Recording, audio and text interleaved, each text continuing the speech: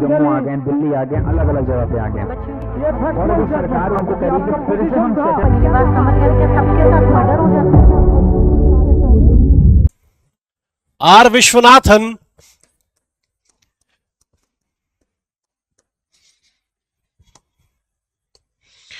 Versus क्या नाम है पूरा, रुकनुल मुल्क,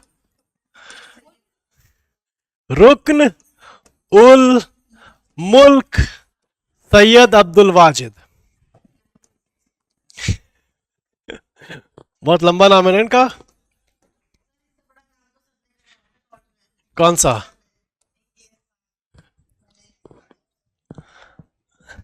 okay, this a case of 1963 supreme court. चलो, ये केस थोड़ा सा डिफरेंट है। देखो, इसमें क्या होता है कि फॉरेन कोर्ट में, जो फॉरेन कोर्ट थी वहां पर एक सूट पेंडिंग था, ठीक है, ए और बी के बीच में एक सूट पेंडिंग, ठीक है। उसी में क्या होता है, इंडियन कोर्ट में बी आकर के यहां पर ए के अगेंस्ट सूट फाइल कर देता है, ठीक है। अभी ये सूट पेंडिंग ही है और यहां पर वो बी आता है, ए के अगेंस्ट सूट फाइल कर देता है। अब यहां पर पहले हम लोग चलेंगे सेक्शन 10 के एक्सप्लेनेशन में। एक बार जाओ जरा सेक्शन 10 एक्सप्लेनेशन में। क्या इंडियन सूट मेंटेनेबल है या बार्ड है? देखो जरा सेक्शन 10 की एक्सप्लेनेशन पढ़ो।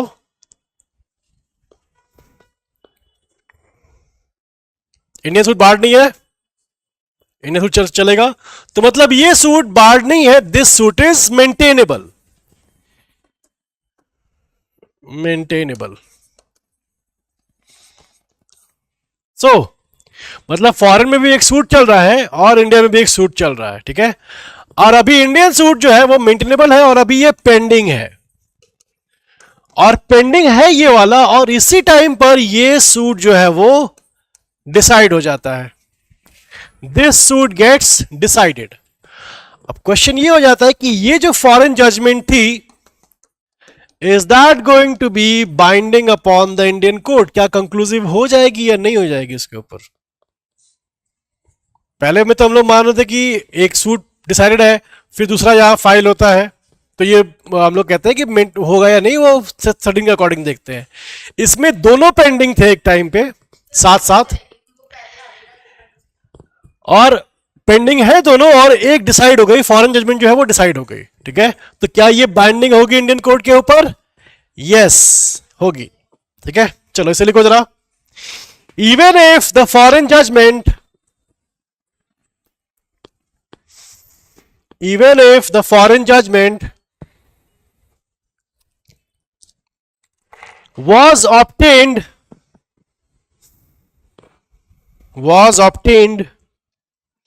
while the suit was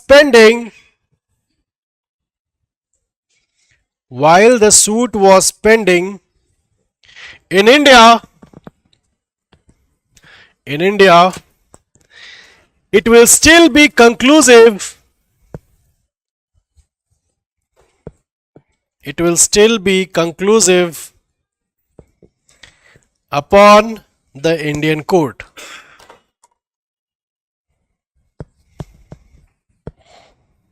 It will still be conclusive upon the Indian court.